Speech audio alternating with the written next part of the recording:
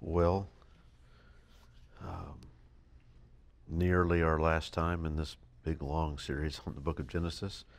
I mentioned last time I spoke that the next time I will speak, not this week, but the next one will be titled Moses Wrote of Me, and we'll be considering the different ways that Moses wrote of Christ, spoke of him, and what we can gain from that. It's important. Jesus expected people to have understood that connection, to read Moses and look at Christ and make a connection. And so we want to be able to do that out of this book in Genesis. And so that's where we'll be next time. Today, the title of the message today is The Words of Moses and the Purposes of God. Both of those things are plural. The words of Moses, we have no doubt that that's plural. We've been through these 50 chapters, but also the purposes of God, plural. What I mean by that is that, in one sense, God has one purpose, and we could summarize that maybe in a couple different ways. We would be leery of summarizing it in the fear that we'd leave out some vital element of what that purpose is, but essentially God will dwell with man again in a new heavens and a new earth where righteousness dwells, and sin and sorrow and suffering will be no more. That is God's purpose. There are a lot of things getting us there, but there are also, along the way, in order to achieve that, many other purposes that God has. He wants things to be accomplished in a certain way, in a certain time, in certain places, by certain individuals, all those kinds of things. And this book of Genesis is used by God to cause so many of those other things to happen. And so that's what I mean, the purposes of God, plural. And we will consider some of that as well at the end. So essentially the message breaks down into main headings. The first one is the words of Moses. We'll be considering what we see in these 50 chapters and the way it's structured and how Moses helps us to stay on task as we read, and then and to get his message and follow him. And then we'll end with this matter of the purposes of God and what we should gain from that. So before we get into any of that, I want to review very briefly what we considered last week, and before we do that, I'd like to pray. So why don't we go to the Lord now in prayer.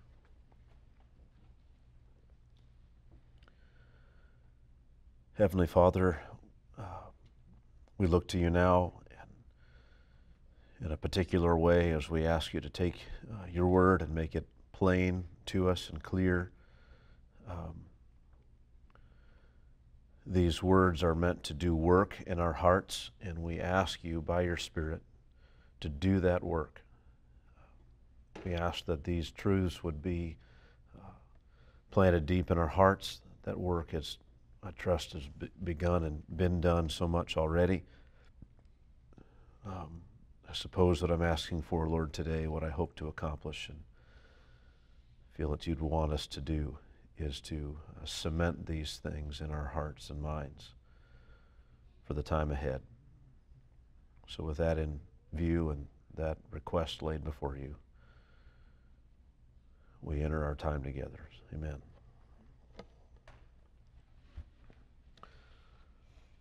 Last week we considered these broad divisions in the book of Genesis in order to be sure that we understand and can take with us the big picture sort of sweep of the book. And we considered the book under three main headings. The first one was God's power and creation's good. Chapters 1 and 2, basically. God created the heavens and the earth, and we read that God said, and then it was, again and again. God made, and it came to be. God blessed, and it flourished, and it succeeded. This was the pattern. We read about the delight of God in His creation, the riches of this royal temple garden where God was there as both God and King, and as God and as King, He would dwell with man. And from this garden place, man would find resources and wisdom for his task of subduing and having dominion over the rest of the world as ambassadors for God in that place. They were to be His image. They were His image constitutionally. They were made with capacities, but they also were to be an ambassador for God in the world and image Him in the world. We read about the privilege and the delight of man in his knowledge of God and the enjoyment of all that God had blessed him with, such that the close of chapter 2, man is declaring a poem, delighting in rejoicing in the bounty of God and the goodness of God to him. And then from there, in chapters 3 all the way really through 11, we read about the creation's fall and God's judgment. The shocking fall of the whole creation into a lesser and a contrary existence due to the sinful act of mankind. We also read about the ongoing sinfulness of man and God's periodic judgments against it in order to preserve it before it would be destroyed, and also to ensure that His promises would one day be fulfilled, His purposes of restoring creation. And then in the last section of Genesis, chapters 12 all the way to the end, we read about, as a heading, we considered it building faith and giving blessing, where God was building faith and giving blessing. Eventually, we come to this turn in the story. As we all realize, things will never really get better unless God changes things Himself. That's where we come to at the end of chapter 11. This is never going to happen. God's never going to be able to restore things. There's never going to be a man to do this. It doesn't seem. God's going to have to act in a different way to change anything. The surprising development, however, is that God is not going to just guarantee the world has this seed of the woman right away and He would change everything. Instead, God calls a man named Abram out of paganism and begins to work into him a growing faith and a growing confidence in God and a willingness to depart from sin and an understanding of the righteousness and the justice and the judgment of God. He begins to work that in this man, and He makes this man promises about what He will do through this man, through his family, and eventually through a certain descendant of his. God instructs him to pass this knowledge that he has on to his descendants, and eventually all the families of the earth will be blessed by a certain one of these descendants. The rest of Genesis follows the development of that plan and purpose of God working faith in this family and providing them with blessing and preserving them for His purposes in the future. And that's the broad scope of Genesis. Now, to make them even shorter, even easier to remember, we could think of it this way. Just the three headings is God and creation, fall and judgment, faith and blessing. Right? Those are the three headings. God and creation, fall and judgment, faith and blessing. Now, what I wanted to do this time, for the first chunk of our message, is to follow this Toldot outline of Moses. Remember, this Toldot is simply this word, the generations of. And in our Bibles, they'll translate it that way over and over again. These are the generations of. These are the generations of. And we follow that because the book of itself is sort of outlined that way. The book of Genesis is divided up into 11 sections with a clear direction to this ongoing narrative. Any good storyteller helps you know when you're to focus on certain things and when we've ended that and we're ready to move on to something else. In our books, most of the time today, we have chapter breaks, right? And that's very helpful. And, and somebody writes some long novel and they have it broken down into chapters, and it's kind of, some chapters are really long and others are short. It's because each one kind of has its own thing that it's trying to do. It's moving the story forward, delving into some background part of things that you need to know before you get to the rest. And this is the way the stories are written. Genesis is a narrative. It's not just a history book, it's a narrative. Moses is telling you a story. There are millions of details he could have included. He did not include. He chose these certain ones. And he created in this book his own sort of chapter divisions. He starts out with this prologue, and a very important and theologically rich prologue, or an introduction into all of this world in which we live, Genesis chapter 1. And then follow 10 Toldot sections, or these are the generations of sections. 2 of these Toldot sections, 2 of the 10, serve a very similar purpose, and they are necessary for his telling of the story, but they serve the book, both of these two sections serve the book by wrapping up issues that are not directly related to the main storyline. They're important, they matter, it's background information that you may have questions here that are important and that should be answered. Moses provides those things, but they're not directly relevant to the main line of the story. Those two sections we won't really consider today as we go through in the interest of time. We'll skip those portions. I'll only touch on them now to say that the first of those deals with the generations of Ishmael, and the second deals with the generations of Esau. Each of these two sections serve Moses' purpose by identifying the people who will one day surround the people of Israel in the Promised Land, as well as they demonstrate God's goodness to the patriarchs to fulfill every word He ever spoke to them, every promise ever made, and to treat those they care about with kindness and goodness. That's how those sections work. Now, having said that, then let's dive in and look at these 11 sections, minus the two we won't really consider, these 9 sections. So in the prologue, chapter 1:1, all the way to chapter 2, verse 3, in the beginning God created the heavens and the earth.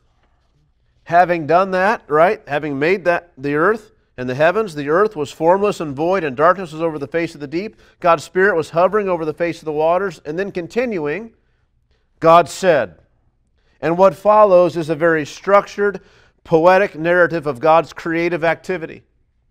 And that's what's there. And then chapter 2, verses 1 through 3, the ending of this section says, Thus the heavens and the earth were finished, and all the host of them. And on the seventh day God finished His work that He had done, and He rested on the seventh day from all His work that He had done. So God blessed the seventh day and made it holy, because on it God rested from all His work that He had done in creation. That's the ending of this account.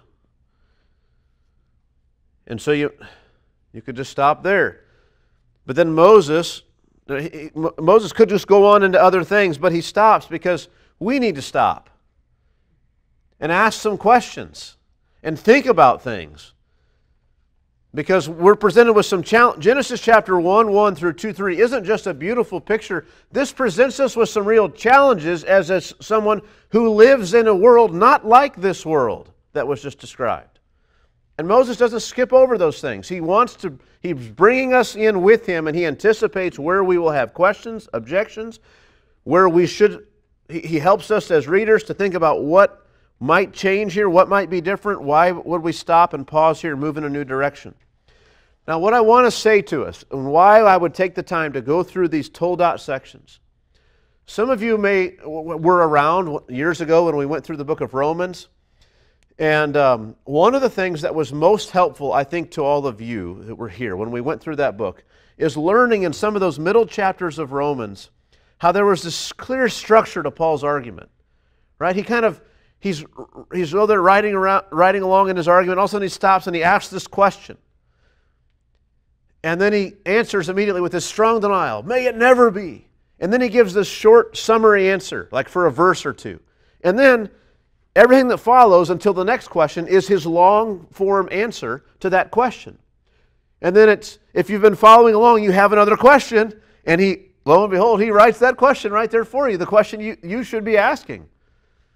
And then he gives a strong denial. No, that's the wrong conclusion. That's not the way you should think about this. And then he gives a short summary answer. And then he gives a long-form answer.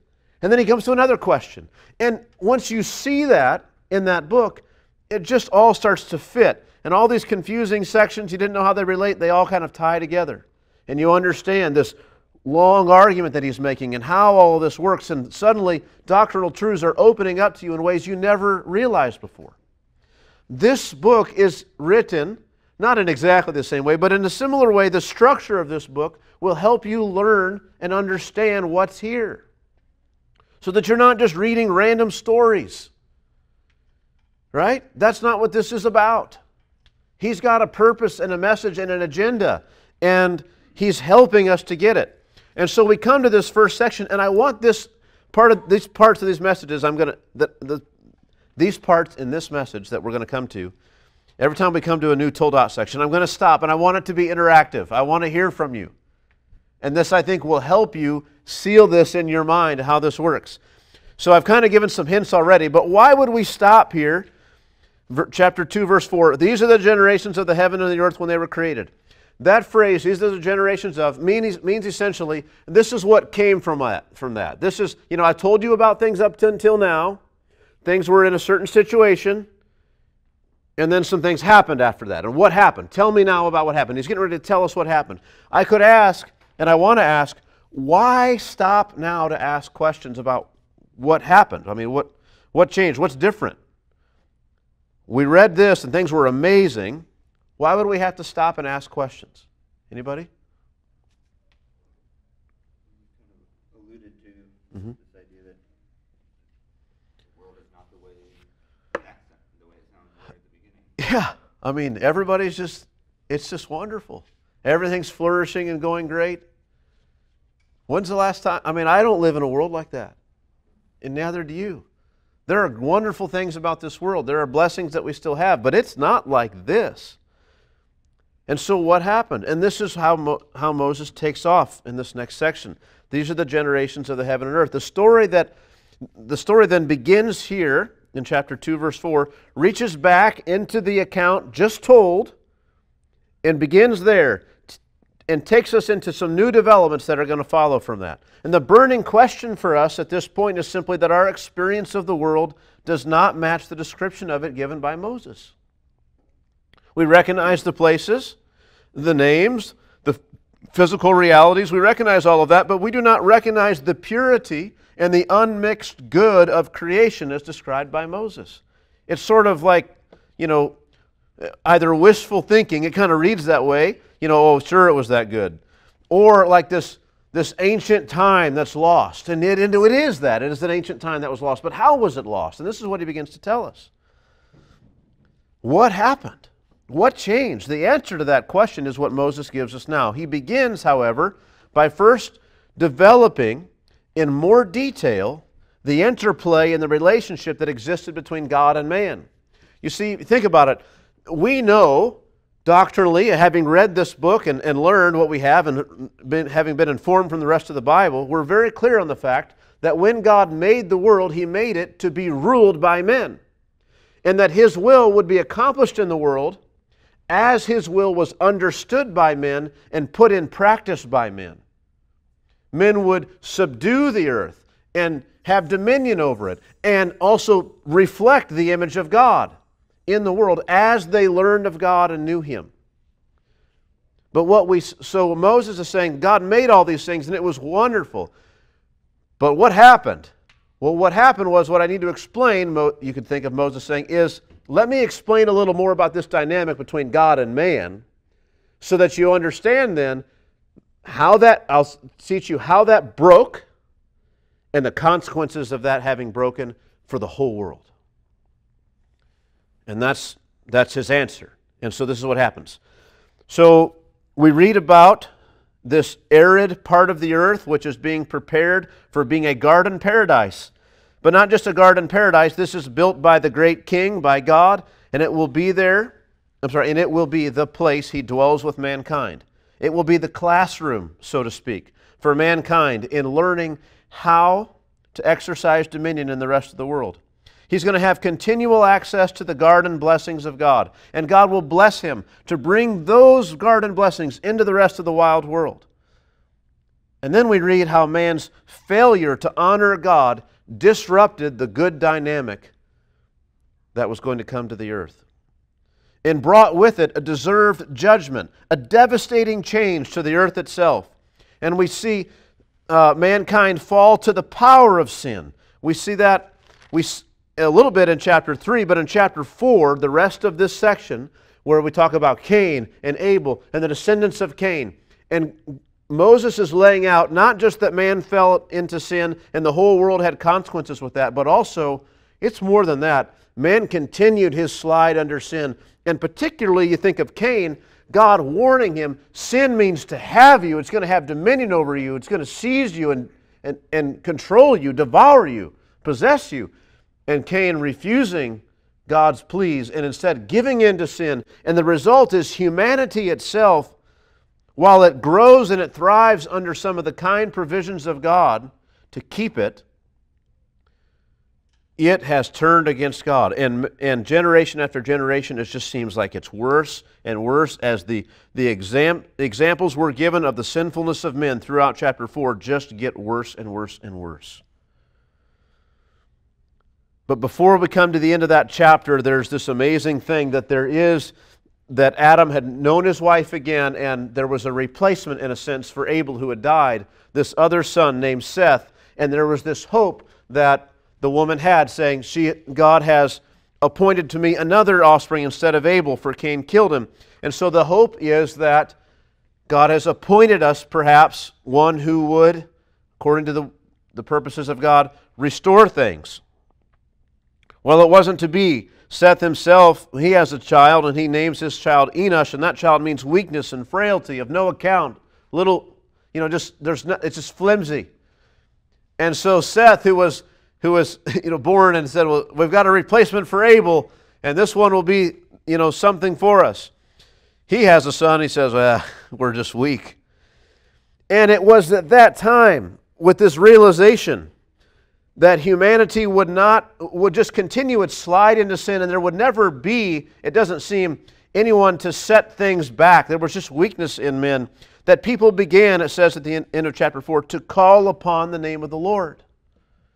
And so it's not that there was a widespread revival, but there were some people who began to look to God.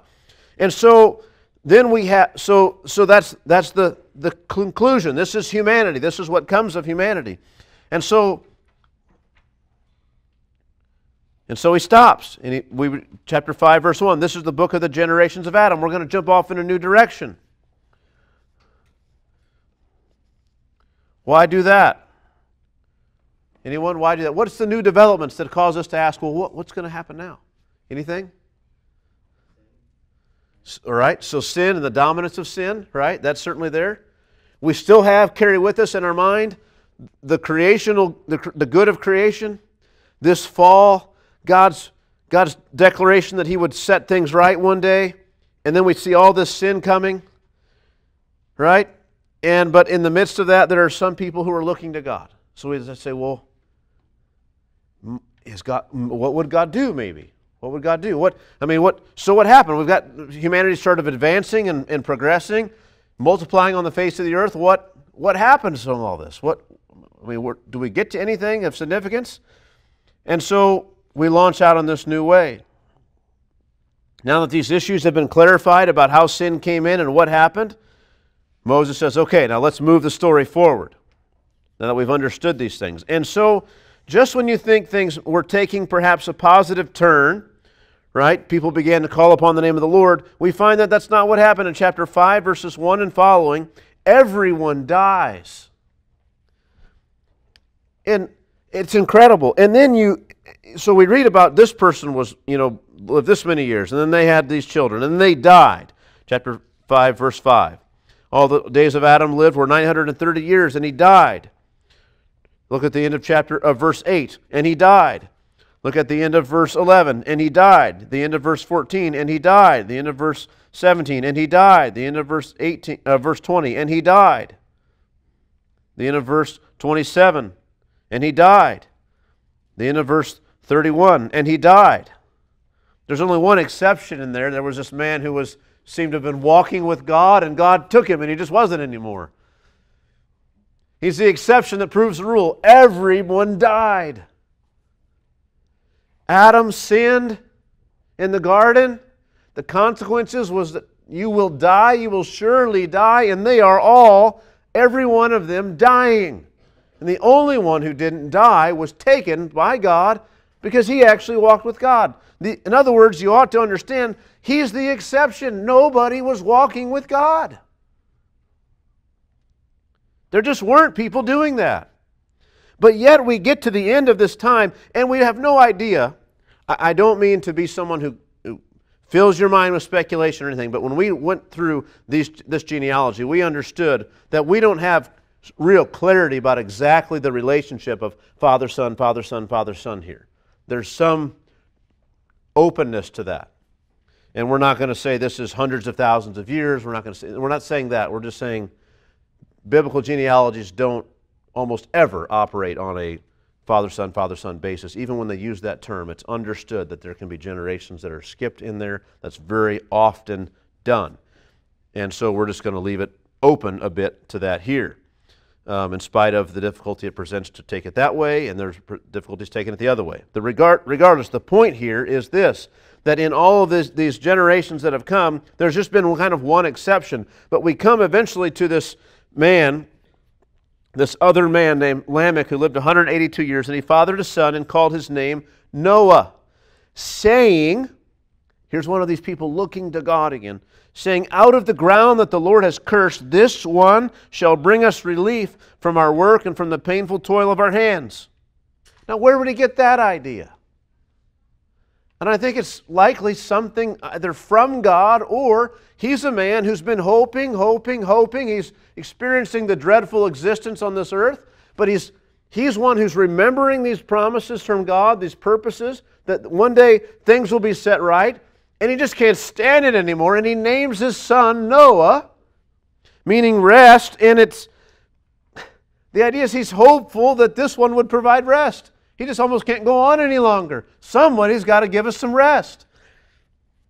And we don't really know why things are that bad, why someone living at that age would call their son rest in the hope that God would finally give them rest from their cursed existence on this earth. But we read a little further, and we read about what had been going on in chapter 6, verses 1 through 7. And this is still this bit about what proceeded from Adam and the whole situation, what's come. Well, what results is this situation where you have this high-handed rebellion where man began to multiply on the face of the land, and the daughters were born to them. The sons of God saw that the daughters of man were attractive, and they took as their wives any they chose. Then the Lord said, now, however you understand what I just read, you ought to understand, and there's lots of different ways people take it, you ought to understand it as the highest form of rebellion we've seen yet.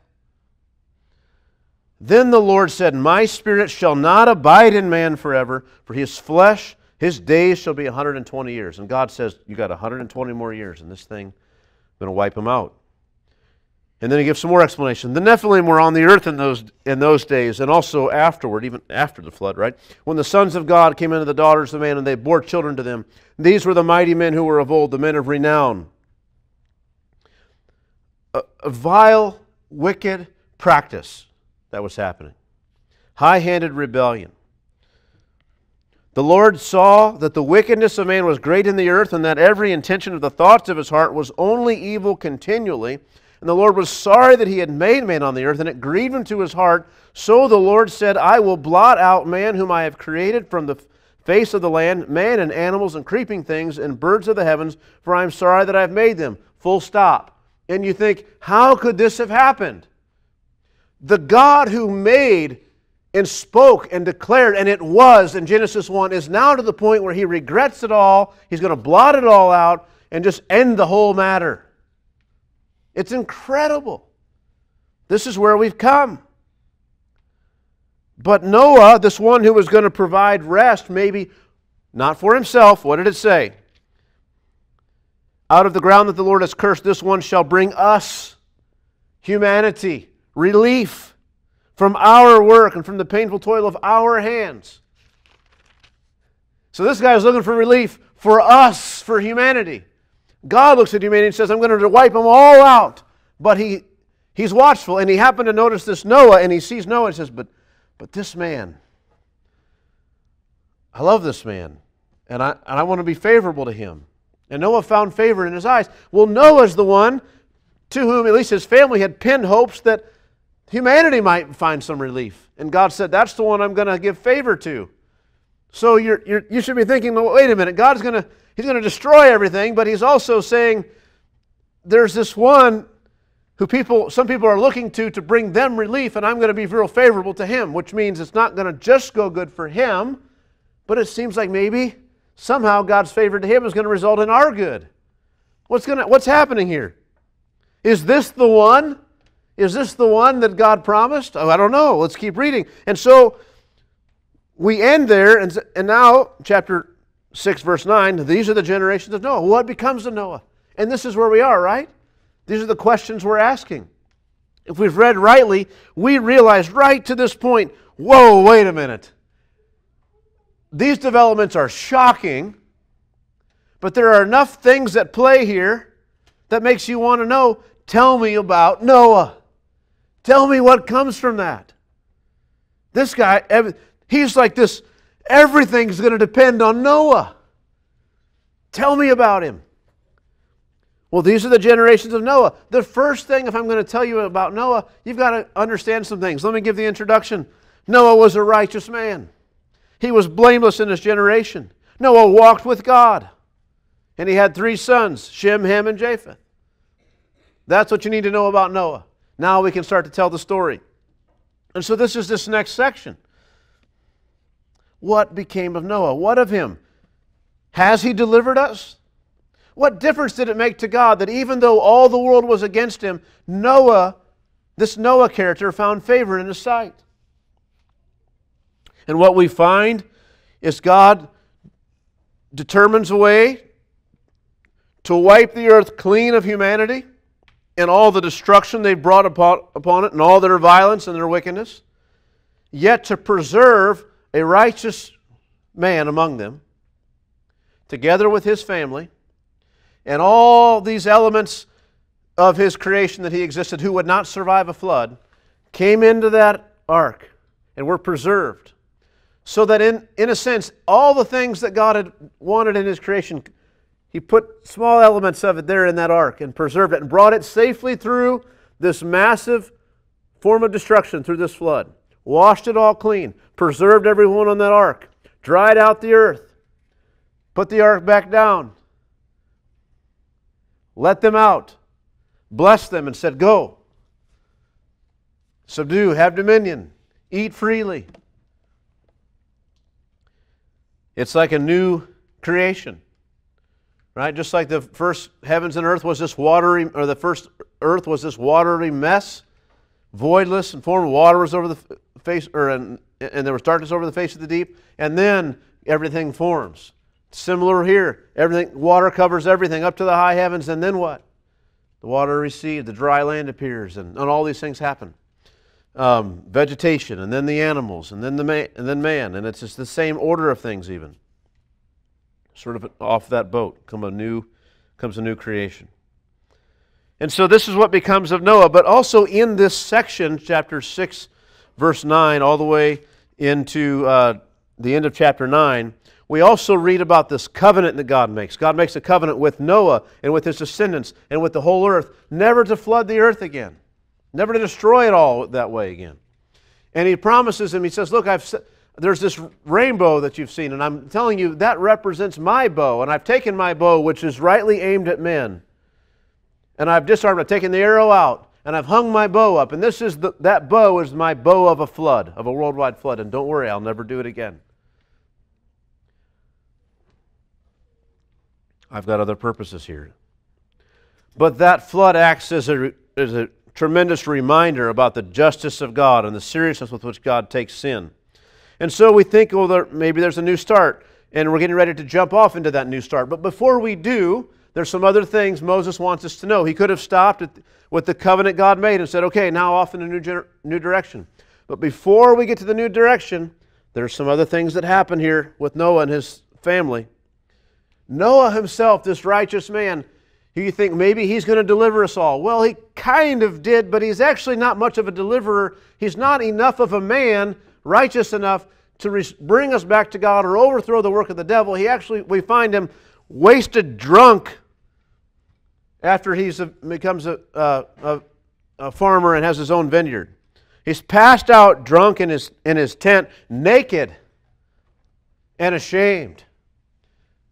That's shameful enough. But then his sons, one of his sons, comes in and makes a mockery of him, sees him there in his shame, and then invites the others to come and boast in the shame of their father and kind of gloat over him and whatever this would turn into.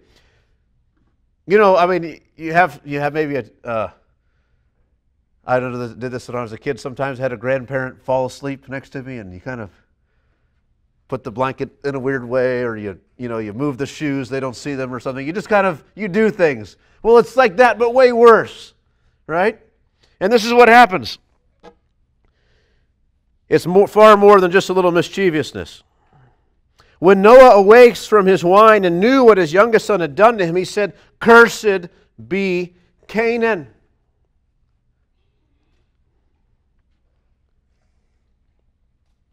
A servant of servants shall he be to his brothers. And he also said, "But blessed be the Lord, the God of Shem, and let Canaan be his servant. And may God enlarge his other son Japheth, and let him dwell in the tents of Shem, and let Canaan be his servant." After the flood, Noah lived 350 years, and all the days of Noah were 950 years, and he died. So what's the ending of this story? It's not just that Noah wasn't all that we had hoped he would be, it's that also his sons are not. But among those sons, there is one who Noah has given this blessing to, that the Lord is the God of Shem. And from him would come blessing to the others. Namely, like even Japheth will dwell in the tents of Shem, will get his good, his blessing, his provisions from Shem. Well, what's so special about Shem? Well, he's connected to God. And so we're looking at that. And so then, we end. Now, what's your question? What becomes of what? Of who? Well, Noah just died. So what becomes now of who? His sons, right. What becomes of these men? We got 3 men and their wives, and we've got these declarations made about their families and their descendants. Well, what comes of that? And we might narrowly want to just know about Shem. But before we can know about Shem, which he does later, let's first talk about the 3 of them together. And this is what happens in chapters 10 and 11. These are the generations of the sons of Noah, Shem, Ham, and Japheth. Sons were born to them after the flood. And he begins to give this what's called a table of nations, not by Moses, but by scholars and readers of the Bible, where he kind of lines out these people descended here, and they went here and here and here and here, and these are all where they ended up, and these people were over this way. And he's telling you where all these people settled. And this is good, it seems, at first, because God told them to fill the earth. And so here they are. They're all in these various places. But then you read about certain men as you go through who are not godly at all, and it seems like are opposed to God, hostile to Him. And you read about places like Babel and these sorts of places connected with these names, and you're just sort of wondering, what is going on?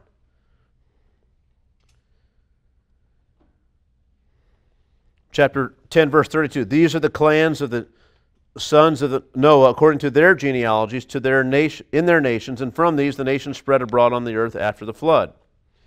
But now we come back. He's told us in broad strokes what happens, how they spread abroad. Now we come back and kind of to the middle of that time, and we talk about how this happened before they were spreading around. It says, now the whole earth had one language and the same words. Well, that's not at all what he just described in chapter 10. So we're reaching back to kind of earlier in that period. And as people migrated from the east, they all together found a plain in the land of Shinar and settled there. And they said to one another, come, let us make bricks and burn them thoroughly. And they had brick for stone and bitumen for mortar. And they said, come, let us build ourselves a city and a tower with its top in the heavens. And let us make a name for ourselves, lest we be dispersed over the face of the whole earth. So now God has let them off the boat, blessed them, given them every good thing, and said, now go and fill the earth. And they say, we'll see. And they travel around, right? And they get to this plain of Shinar, and they find there they can make these bricks and build things. And they say, you know what we're going to do? We're not going anywhere. We're going to stay right here. We're going to build ourselves a mighty tower up in the heavens so that if God decides to not keep His promise, we're safe. We're way up here in the heavens. And more than that, we're going to go way up there where the powers that be are, and we're going to meet with them on our terms and tell them what will be and what will not be. We'll make a name for ourselves. We won't be what God tells us to be. We will be what we determine to be. And it's this high-handed rebellion. And the Lord they build up, and God looks down and says, oh, what are they doing? And He comes way down to see what they're up to. in the height of irony, right? We're going to build ourselves a mighty tower and tell God what's what. And God has to look down and come way down to see what they're up to, right? This is the way, this is meant to come across this way on your ears. Now, so what happens? Well, God confuses the land. He sees that what they're up to, like they are so united in this purpose. These forms of rebellion and resistance to God, it's going to continue and it's going to get greater and greater, and nothing that they propose to do to oppose God will really be impossible for them. And so God doesn't want that. He wants to work good for them. And so what does He do? He confuses the languages. He brings an end to this whole project, and the people scatter abroad. Some people would stay there, but most people had to leave. So the Lord dispersed them, verse 8, from there over the face of all the earth, and they left off building the city. Then we read about Shem's descendants. Well, okay, so if that's what's happened for everybody, what? I mean, this is the question, right? If this has happened, humanity is all like this, well, didn't He say, blessed be the Lord, the God of Shem? It doesn't sound like Shem and the Lord are too close. So tell me about that. And this is what Moses does. Here we are. These are the generations of Shem. And he gives this lineage. So far, in almost in every lineage we've come across in Genesis, it goes down this line, but then interspersed in the genealogy are certain men who stood out and stood apart for various things. This one didn't die because he walked with God. Well, this one was a great king, and he made a name for himself. And this one did this, and this one did that. But this one, it's just right on through. There's no exceptions. There's no notable characters. It just reads right on through. It's incredible.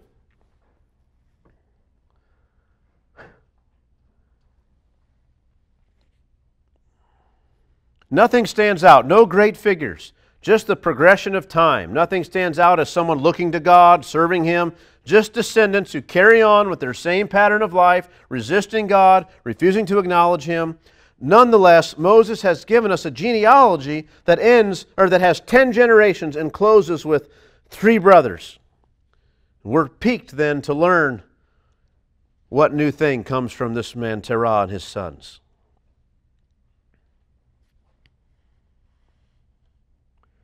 Nothing's really developed, right? And so this is our question. It's kind of the question is, why are you stopping here? You brought us sweeping through all the way down here. Nothing stand out. Nothing different. Nothing new. Nothing positive. Just we saw the rebellion of people. God scattered them, and then people continued to have children. What's the difference? What's going to change? And this is where we are. Chapter 11. Verse 26. Sorry, not there. 27. Now these are the generations of Tira. Terah fathered Abram, Nahor, and Haran. And Haran fathered Lot. That's kind of your introduction to these people. And he keeps going. Haran died in the presence of his father Terah in the land of his kindred in Ur of the Chaldeans. Now we're out here over by Babylon. These people, the people he's talking about, are some of these guys that stuck around after the Tower of Babel. This is the way they worship, and this is the way, these false gods and everything else. It's a mess. This is where they're from. Well, the Lord takes this pagan, Abram, and set about to work in his life, to bring his purposes of blessing about. This is what happens. Chapter 12, verse 1. Now the Lord said to Abram, go from your country and your kindred and your father's house to the land that I will show you. And I will make of you a great nation, and I will bless you and make your name great, so that you will be a blessing. I will bless those who bless you, and him who dishonors you I will curse. And in you all the families of the earth shall be blessed. God has not said anything like that before, and here it is, and you just think, now this is different. Now I see why we stopped with Terah and his sons, and right in the middle of their paganism. God went right in the middle of that and called out this man Abram and said, this is what I'm going to do. I'm going to do something special here. But it involved Abram forsaking all of that and coming to God, worshiping God. And Abram went. And we read about, in the march of time, this blessing beginning to come and this purpose being worked out in his life. Ishmael and Isaac were born. Abraham learned a great deal from God and walked through life learning to trust and believe the promises of God. All of this culminated in his obedient offering up of his only son. It was amazing what God had done with this man and how he developed him, brought him to a place of faith. God worked first in Abraham, calling him out of his paganism, and then subsequently began to establish a knowledge of God in the life of his son Isaac, as Isaac began to see God work for him a bit too. And all of this comes in chapter 12, 13, 14, 15, 16, 17, 18, 19, 20, 21, 22, 23, 24. It's amazing the way this works all the way through here. And then, now, so that's all the way in through chapter 24. We're not covering all these details. We're talking about the scope of things and how they move. So then we get to chapter 25, and we read about Abraham himself dying. But you may remember that during this whole time, one of the things that God had done, He had promised, Abraham thought Ishmael would be the son. And God said, no, it's going to be Isaac, but don't worry, I'll take care of Ishmael. And so this is this section we're not going to read over, or not going to talk about much other than just to mention it. It's Genesis chapter 25. After Abraham's off the scene, we read about the generations, chapter 25, verse 12. These are the generations of Ishmael. What did God promise these things to Ishmael? Did He do it? Yes, He did. He did it. Now, okay, that also primes the pump. God was faithful even to Ishmael to live up to the things He promised to Abraham, even when it was Ishmael. How much more will He do so for Isaac? And so we begin to read. What became of Isaac, Abraham's son? Listen, it's even worded that way. Chapter 25, verse 19. These are the generations of Isaac, Abraham's son.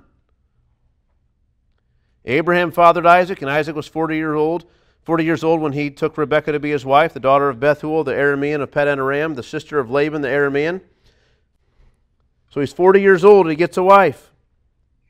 And Isaac, what did he do? Well, when we learn about Abraham, he was out serving false gods. That's how he started his life. Isaac here, when his story starts, and he's praying to God for his wife because she was barren. There's been so much progress made in this family already. He's praying to God. He's got a situation that's not working out. He doesn't go serve the false gods. He prays to God. And he did it, we find out, for 20 years. Because he was 60 when they were born. It's amazing. What a thing. So, we'd read that in verse 26, the end of verse 26. Isaac was 60 years old when she bore them, these twins. Now, so here is Isaac, Abraham's son. From Isaac comes Jacob and Esau. Also God's further promises to Isaac. He makes these promises again to him and promises even some more things. And then to Jacob, in the midnight wrestling scene, we find that God had chosen Jacob, and then even in this midnight wrestling scene, had made extra promises to Jacob. God set out in Jacob's life, but not Esau's, to teach and mold a man for His purposes. So from Isaac, what became of Isaac and his generation, what became of him? God worked in the life of both he and one of his descendants to overrule their own sinful ways, to teach them about personal righteousness, to build their faith, to build their confidence in God, to demonstrate His own goodness and His faithfulness to His purposes. This required on the part of God much patience, much protection of these men, much provisions for them. But as unlikely as it seemed, God's program of eventual blessing survived these men and even grew and developed in these men. And so that's Isaac. And so we come to chapter 36. Jacob had two sons. What might your question be? Right. What happened? I mean, Esau was put off, but, God, he was still going to be blessed in some ways. Well, yes. We read about that in chapter 36. Okay, now having done that, let's get back to the main storyline. What about Jacob? What's going to come of Jacob? Well, we have all, even though we just zipped through it here, we have already learned a lot of things about Jacob. Because, listen, when we think about, well, what became of Isaac? It's not just what happened to Isaac's own life personally. We're asking this in connection to what develops and what's going to come. So what comes from Isaac is he has a son, and he raises that son, and that son is separated from him for years, and God has to look after him and be faithful to Isaac to give him a son who would, and return a son back to him who would be with the program of God and advance it. And what we find is when Jacob left, he was nowhere near what he should have been. But when he came back, well, now he's something of a man of God. And the things can go forward, and that's how we ended it. So in chapter 35, before all this bit about Isaac ends, we learn a little bit more about Jacob, and it's shocking. What we learn is he's got 12 sons from 4 different women. He has learned to depend on God for everything, even though recently he's been met by challenges about his brother Esau that got him to kind of scheme a way out, but God met him and caused him to realize he needed to depend on God alone, and God would fight his battles for him. And he did that, and he honored God, and he came back to the land, and he settled for a bit. He was there. He had made a vow to God about going to this place of Bethel, but before he got there, look, I'm in the promised land. I'm going to make this altar to God, and that's good enough. While they were lingering for a period of years, his sons got into it with these people at Shechem over something that happened to his daughter. They enacted their revenge, slaughtered a whole town. They were sure to be slaughtered themselves, but God protected him and put a fear toward Jacob and his sons in the hearts of all the surrounding people to get them out of there. And he said, now you get out of here and you get on to Bethel where you promised you were going to make this vow to me. On their way, Rachel dies, his beloved wife. She dies. And he's left without the wife. He's got 12 sons. He comes to Bethel. He makes his vow to God. And then we read about Isaac dying. Isaac's dead. Okay, now what? Well, Esau. Okay, now let's bring us back to Jacob. What becomes of Jacob? And in this situation for Jacob, there's this huge question, right? What will this Jacob and his sons become? Now that they are in the promised land, Isaac is dead. He's off the scene. In a sense, like that. In other words, we're not thinking anymore of him. His time in the story is done. These men are all together, him and his sons, but they're vengeful and they're somewhat opposed in the land by the people who live there. And by the way, there was this promise God had made already that Jacob and his sons with him would, as a family together, enjoy many of these blessings from God. They would all be together, and this would happen. So how does this happen? How would God bring this about? Because these men are not righteous. They are vengeful, they're hateful, they're violent men. How will this happen? And so we go to chapter 37, and this is this last told out section. How would God bring this about? And you read verse 1, Jacob lived in the land of his father's sojournings, in the land of Canaan. That's good. We're in the promised land. These are the generations of Jacob. Joseph, these are the generations of Jacob. So we're talking about Jacob and his 12 sons. And the first thing we need to know, Joseph was about 17 years old, was pasturing the flock with his brothers. And he began to tell us about this boy Joseph. How righteous he was, how obedient he was, how favored, though, he was also. A virtue of who his mother was, and by virtue of being the honorable son. His brothers hate him. Absolutely hate him. Those same violent brothers. Things get really bad. God gives them a dream about his prominence. And foolishly, he shares it. But they all reject it. And they hate him even more because of his dreams. And they're jealous of him. And they envy him. And they want him dead, we learn. These men go out and we find they go out and pasture their father's flocks out in Shechem where they should not have been, where God had pulled them out of there, said don't be there because the people are so hostile. Jacob learns about it, sends Joseph out there to go see what's going on, to check on them, and they seize the opportunity to destroy their brother's life. And they meant to kill him. But God used even their sin to prevent their designs for evil. And they decided eventually to sell him instead. And they sold him to Egypt. And he's down there. He's forgotten. And they lie to their father. He's dead.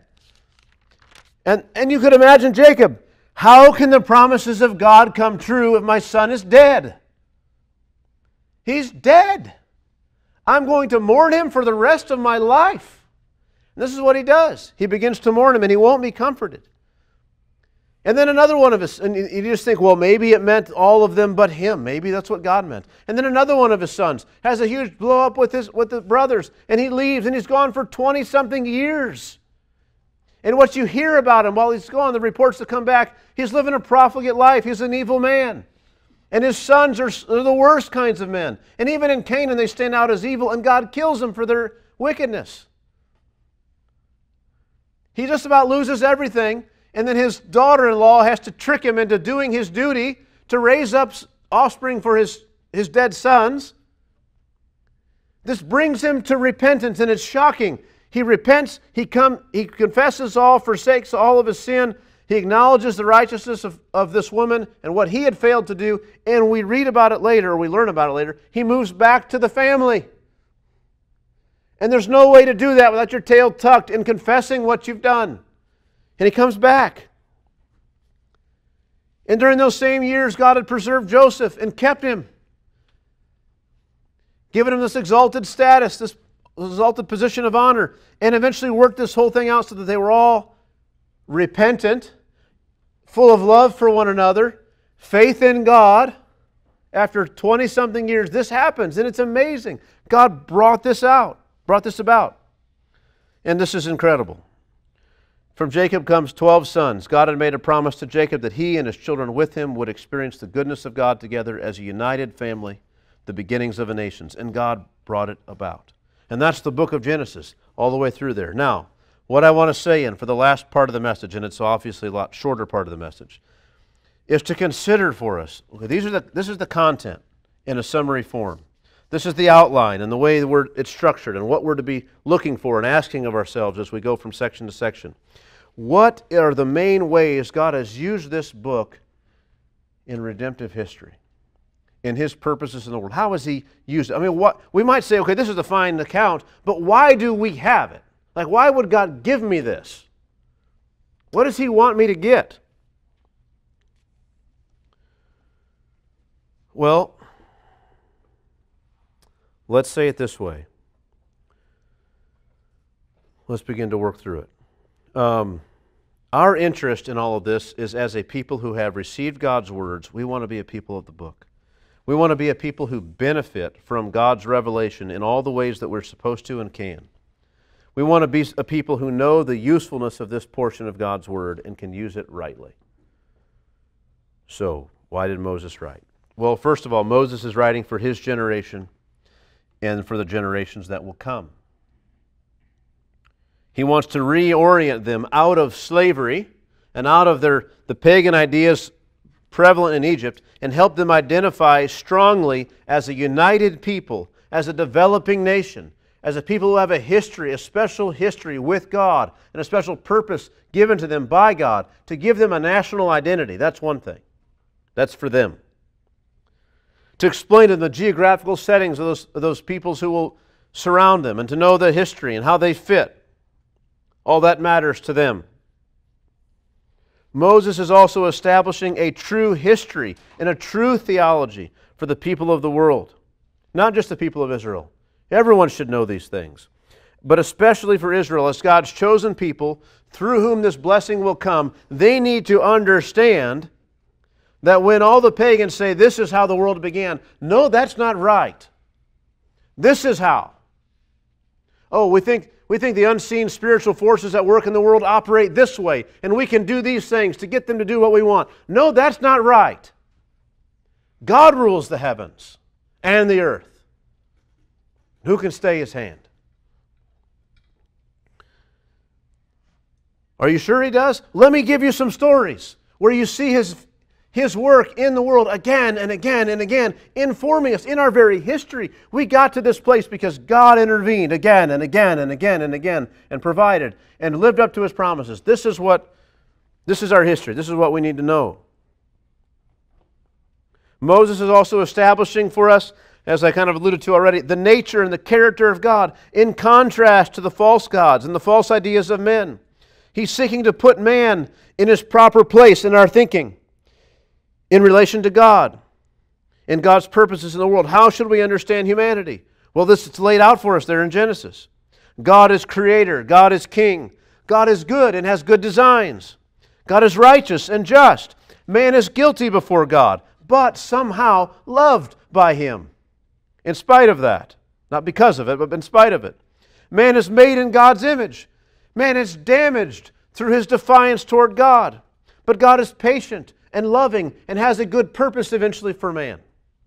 And men who now would turn and serve God now can enjoy a relationship with God even now. We don't have to wait until one day God does something else.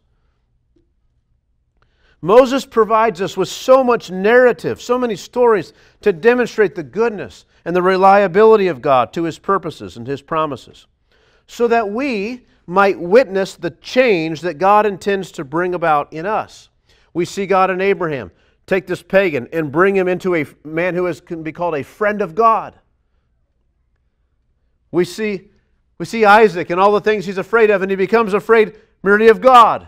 We see Jacob and all his conniving and his scheming and his double-crossing, and we see him get to the place where he's freely offering up everything to his brother to reconcile. We see him looking to God for protection and provision. We see his life broken as his son is, he thinks, murdered, and then yet all restored as mysteriously for 20-something long years he had to deal with the fact that it looked like God had failed him. And then realized, surprise, God had not failed you, but had fulfilled His word to you in ways greater than you ever could have imagined. It's just amazing. These things matter. These are lessons we're to learn. Not just stories that happen to other people that are insignificant to us. This story is rich with lessons for us. God has used the contents of this book for so many good and wonderful purposes. Let me just think about some other places in the Bible, just in broad terms. I'm not even going to quote anywhere, but think about the book of Job. How much God, being this powerful creator, factors in to the truths of that book, to God's answer to him. He's reminding Job in colorful language these truths that we learn in Genesis, that God, in His own wisdom, in perfect wisdom and with His amazing power, created all this that we are just in awe of. Same truths right here. Think of the Psalms and the joyful singing and delight about God's creation, or about God's faithfulness to Moses, to Abraham, Isaac, and Jacob. And the stories that are retold there. How this filled the hearts. In other words, this book wasn't just a factual book of history, but it filled the hearts and the singing and the songs of the people of God. Well, let it fill your heart in the same way. Do you ever get to... When's the last poem you wrote about something from Genesis? Well, you ought to be doing it. The people of God have made a habit of this. These truths should fill our heart in that way. Think of the law itself, the law of Moses as it was given. So foundational to the people of Israel, so rooted in these truths. Even the temple design itself, based upon Eden and all that happened there. It's amazing. We're never far from these truths. The prophets, again and again, hearkening back to these men and their lives. The life of Jesus, and how many times He quotes from Moses in the book of Genesis. He refers to these stories. He argues with religious leaders on the basis of these texts. What a thing. Think of the new heavens and the new earth. How are you supposed to anticipate and enjoy and have any expectation of a new heavens and a new earth if you have no understanding about what happened when God first made this heavens and earth?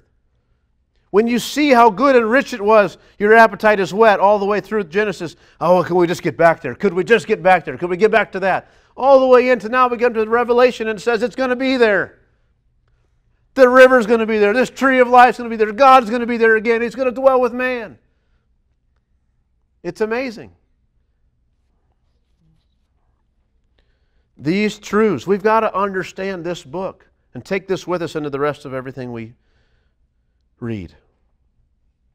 These truths and their powerful presentation in this book have been used to strengthen the hearts of countless believers.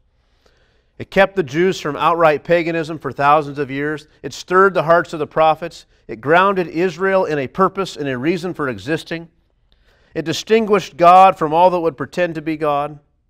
We have example after example in the Bible of these truths being recalled in the midst of emotional uncertainty or doctrinal confusion or anything else. These truths. Jesus himself quoted from the book right in the midst of his disputes with the false religious ideas of others again and again.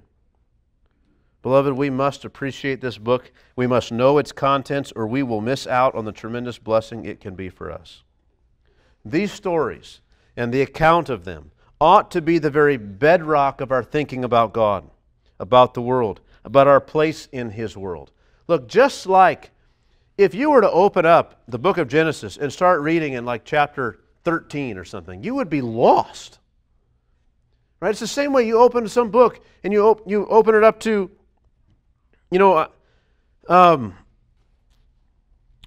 just the middle of some novel, and you might be able to catch on a little bit about what's going on, but you really don't have any understanding. You haven't understood these words and these sentences and these interactions the way the author intends you to understand them. You've got to understand the beginning. You start at the beginning and read there. Now we've got an understanding. You don't understand chapter 2 till you understand 1, and 3 till you understand 1 and 2. Well, look, we can't jump into, Luke and understand it if we haven't understood Genesis, right? And it's not that we can't get anything from Luke. We certainly can. And when we meet a lost person, there is enough truth about God that they know, but they want to suppress poorly, but they do it. They keep it down as best they can. There's enough truth right there. If you can just get them to move their hands a little bit in their heart and let that truth come forward, there's enough there to see them converted to Jesus Christ when you give them that good news. And they'll understand that. But in terms of really understanding what's there and growing and maturing in godliness, they've got to understand these things from the beginning so they can take them from Genesis into Exodus, into Leviticus, on and on and on and on to Revelation. We've got to get grounded in these basic truths. This was the first book that God gave His people. These stories and this account of them should be the very bedrock of our thinking about God, about the world, about our place in His world. We ought to use this book to center ourselves into what is true, especially when we encounter ideas and ways of life that run contrary to God's revelation. These truths from Genesis, if internalized and if believed and if obeyed, if they can get down, in a sense, into our bones, into our hearts and minds, these are powerful weapons in the spiritual warfare for our soul and the souls of others. Everything's built upon these things. We neglect these lessons to our peril. We're meant to have the content of this book in our heart and mind to remember its lessons when we read the rest of the Bible, when we make our way through the world, when we come to God in prayer and petition, when we face temptations, when we look for hope and deal with despair, when we feel the fallenness of the world heavy upon our shoulders and the hopelessness of this situation, recall this cloud of witnesses that Hebrews speaks of. Many of them right in this book, who lived by faith.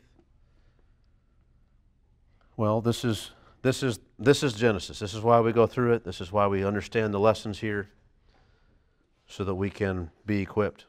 May the Lord help us to do that. It's a profitable book. It's a useful book. I know we have spent a long time on this book. It sounds like, from the conversations I've had and the things that have taken place, it's been a benefit. That's not surprising. It should be. But let's not forget these things and move on. Let's remember them and take them with us. Are there any questions or comments on anything that was shared today? Clarification or something not addressed, something that way?